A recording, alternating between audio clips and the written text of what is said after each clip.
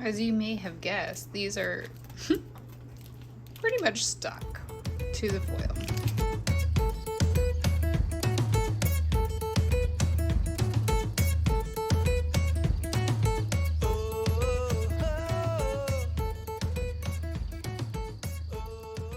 Okay, so now that I am done with the green chilies, I'm gonna work on tomatoes. I'm actually gonna do a few different recipes. I'm gonna try a barbecue sauce.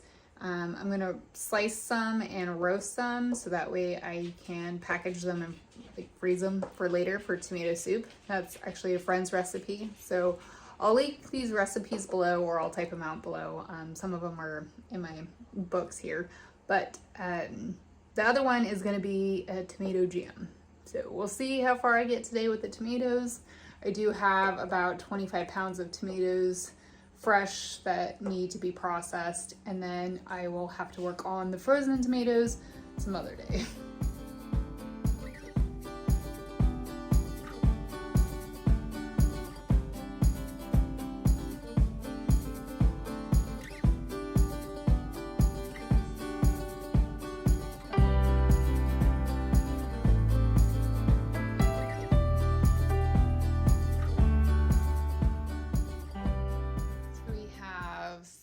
Tomatoes, I drizzled some olive oil, and I sliced some garlic, and I also sprinkled some sea salt on there. So they're going in the oven for a slow roast. Let's see how they come out.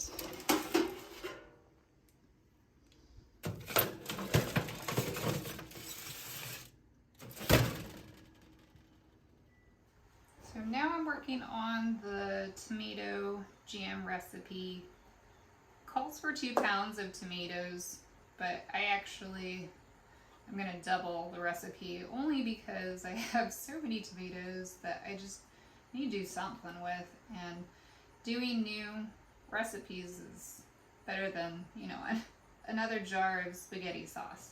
So I'm just going through right now and coring the aromas and throwing them into this pot, and we'll add the other ingredients and cook that down to kind of a jam consistency.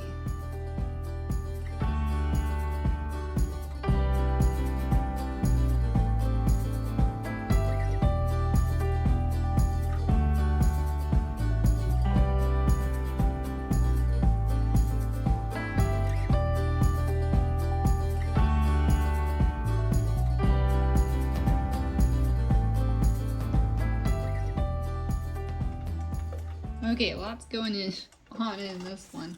So we have the cored aromas.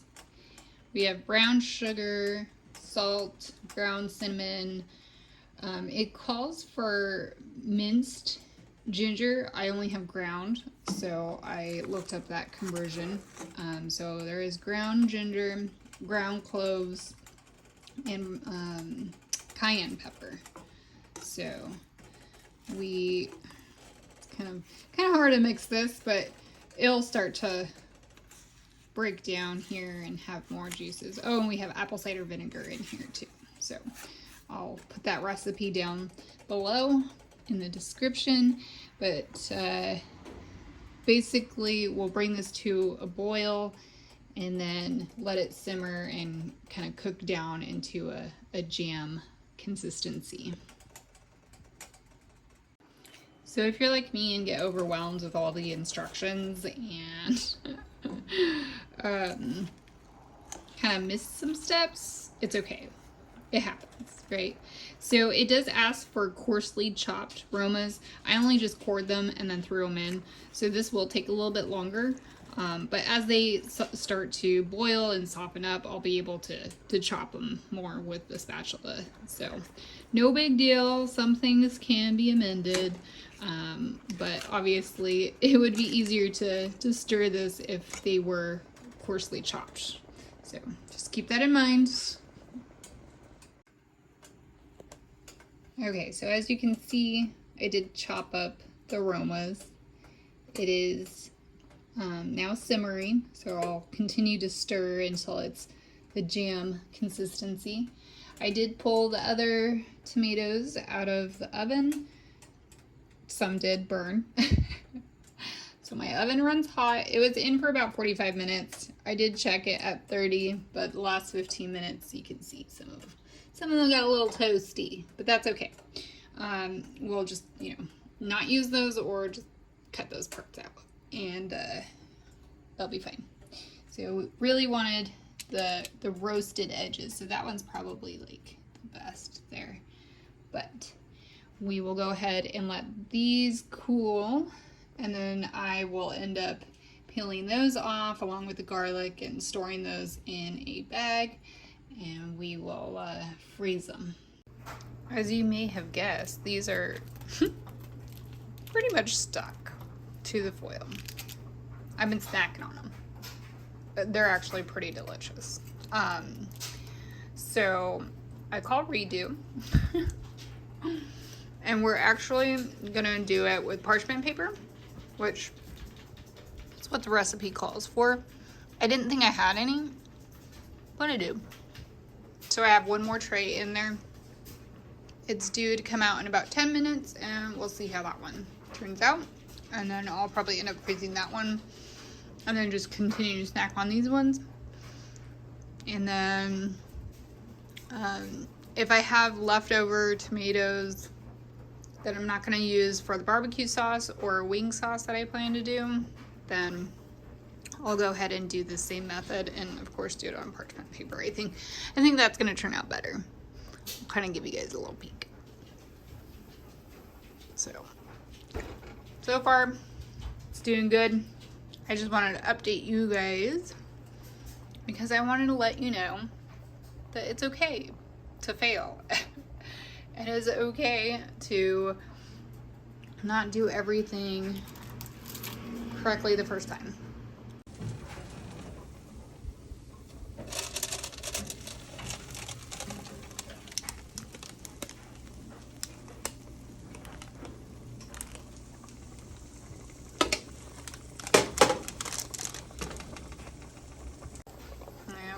There they are. They look great. A couple did get a little scorched there, but that's okay. And as you can see, you can easily move them off the parchment paper.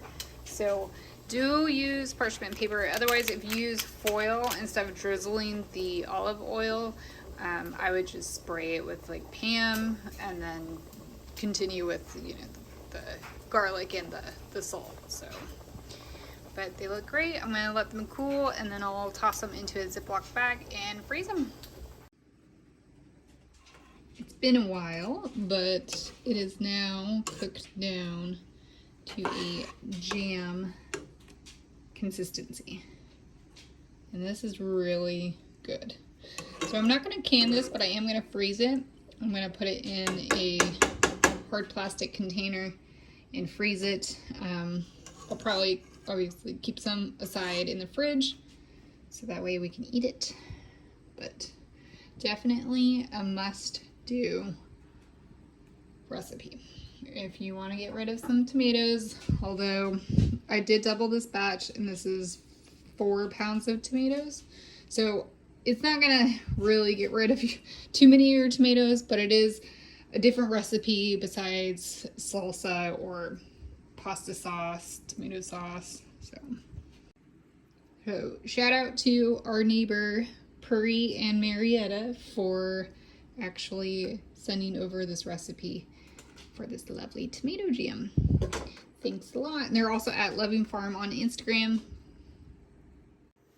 Okay guys, it's much later in the day. I went ahead and dehydrated some peppers because I had some from the market to do, but I came back to slicing more tomatoes because honestly this recipe is delicious. I was snacking on the ones that stuck to the foil for quite some time, so I got 2 more trays done with the spare tomatoes that I have because I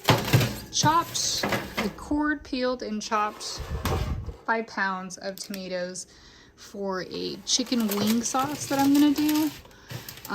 So I had leftover tomatoes and I am actually gonna freeze them just like the other batch. Try to get this all in here. That should do it. So I am gonna go ahead and do another 2 trays, and then once those come out, then we'll be able to freeze them.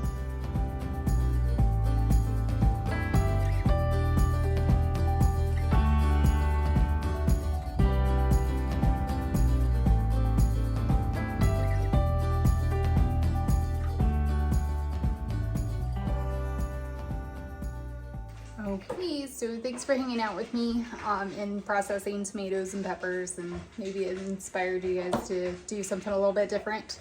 I do want to give a shout out to Kim for giving me that recipe for the sliced tomatoes and roasting them in the oven for future tomato soup.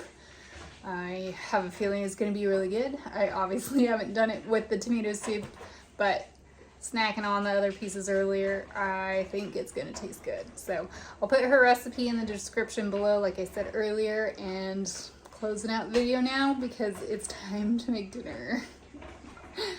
Bye. Like and subscribe for more amazing content, and comment down below what you liked most about this video.